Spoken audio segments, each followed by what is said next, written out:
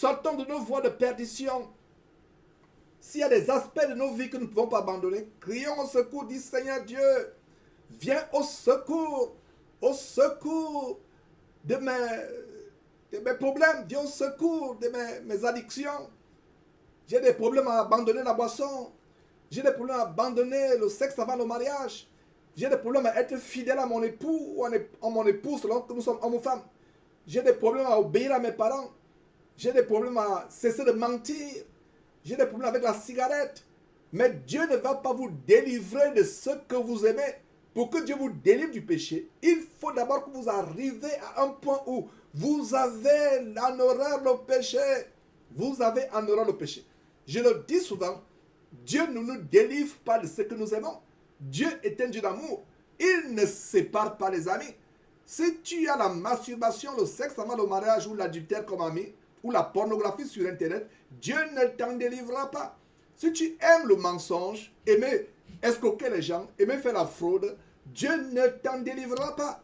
Dieu délivre exclusivement, seulement, uniquement, ceux qui ont la haine du péché, qui ont été fatigués comme moi par le passé, de se vautrer dans la boue, dans les égouts, dans les faux sceptiques, les caniveaux du péché. Voilà ce que Dieu délivre. Criez à Dieu, plairez à Dieu, mais vous ne pouvez pas tromper Dieu. Un homme trompe-t-il Dieu? Vous pouvez tromper un homme, mais vous ne pouvez pas tromper Dieu. Il y a des gens que Dieu ne délivre pas du péché parce que secrètement, quelque part, ils prennent plaisir au péché qu'ils commettent. Secrètement. Arrivé au point où vous avez le dégoût du péché. Il y a des gens qui me disent, Georges, comment je peux faire pour me délivrer de ce péché? Aide-moi à me délivrer de la masturbation. Par exemple, je n'ai jamais vu quelqu'un m'appeler un jour, me dire, Georges, aide-moi à me débarrasser d'une souris, d'un gros rat mort qui pourrit sous mon lit. Personne ne va m'appeler pour cela, n'est-ce pas? La personne va sur le champ. Même s'il faut se boucher le nez, utiliser même 5 ou 10 masques contre le Covid-19 pour ne pas sentir l'odeur de cette souris qui est en putréfaction. Il va débarrasser cela de son lit parce qu'il a en horreur un rat en putréfaction, pourrissant, rempli d'articles sur son lit. C'est à ce niveau-là que nous devons voir le péché.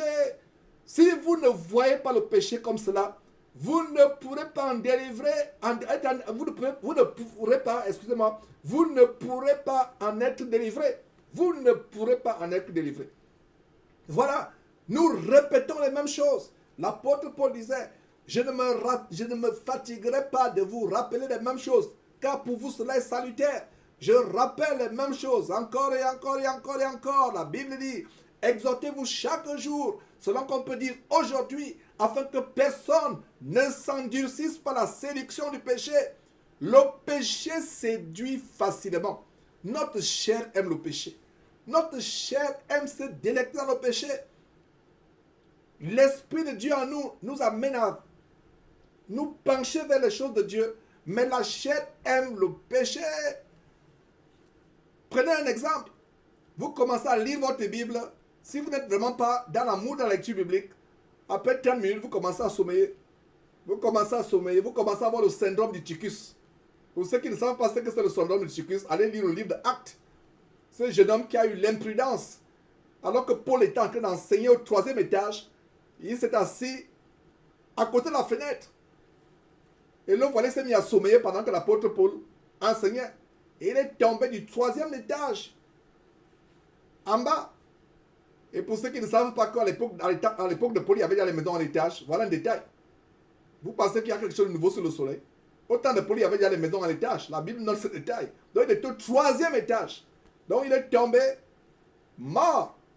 Mais comme Dieu est miséricordieux, il s'est assoupi et par la grâce de Dieu, l'apôtre Paul est descendu, lui a imposé les mains et il s'est relevé, étant délivré, étant vivant.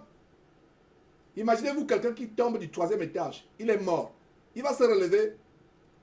Même s'il se relève, il aura quand même les côtes cassées, les os cassés. Mais la Bible dit qu'il n'avait aucun os cassé. Après la résurrection, après que Paul les ramena à la mort par la puissance de Dieu. Et quand Paul remonte, est-ce qu'il y a eu une publicité? C'est que l'apôtre Paul vient de faire. Est-ce que la Bible le dit? Non. Paul a continué l'enseignement biblique comme si de rien n'était. Aujourd'hui, ils auraient appelé CNN, ils auraient appelé TF1, Canal Horizon, toutes les chaînes du monde pour venir filmer. Mais pour la continuer comme si de rien n'était. Montrant que la preuve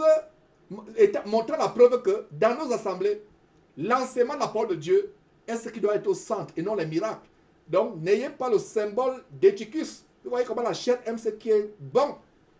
Quand vous commencez à regarder, pour ceux qui regardent encore la télévision, les séries novelas, les séries amoureuses, langoureuses, amoureuses, romantiques venant d'Amérique latine, Isaura, etc.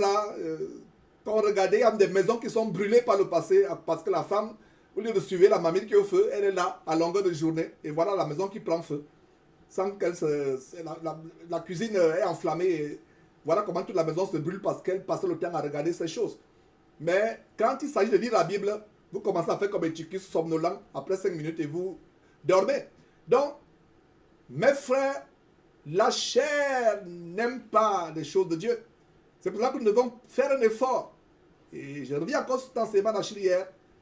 C'est faux chrétiens, pseudo-chrétiens qui pensent qu'on ne devra plus faire des efforts, qu'une fois que vous êtes sauvés, faites tout ce que vous voulez. C'est Dieu lui-même qui va venir arracher l'ordinateur de ta main que tu utilises pour aller faire la pornographie sur Internet, que tu n'as rien à faire. Alors que la Bible dit, fuis l'impudicité, fuis le péché. Si la Bible disait qu'on est sauvé et vous n'avez plus rien à faire, pourquoi donc le Saint-Esprit nous dit de fuir le péché? Fuis. Ferme ton compte Facebook. Ferme ton ordinateur. Ferme ta télévision quand tu as la tentation. Pas de là, fuis. Donc voilà mes frères et sœurs, les choses que nous voyons. Et ce qui m'a amené à ouvrir cette parenthèse, c'est que nous voyons au verset 1, Dieu est terrifiant. Le mot dévasté, c'est un mot fort. Donc cessez de croire à un Dieu Papa Noël. Un Dieu avec une longue barbe qui donne seulement des cadeaux. Est-ce que Dieu peut vous bénir? Est-ce que Dieu peut donner les bonnes choses dans votre vie? Oui. Mais l'idée que nous devons avoir de Dieu, c'est un Dieu terrifiant, qui ne cautionne pas le péché, qui punit le péché.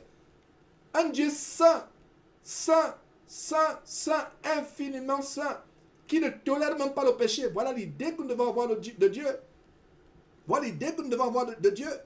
Si vous avez l'idée de ce Dieu, vous irez à lui dans la crainte. Dans la crainte.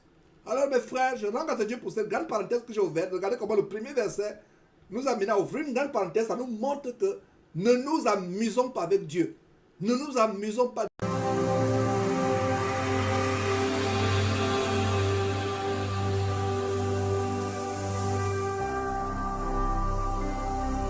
Jésus-Christ TV,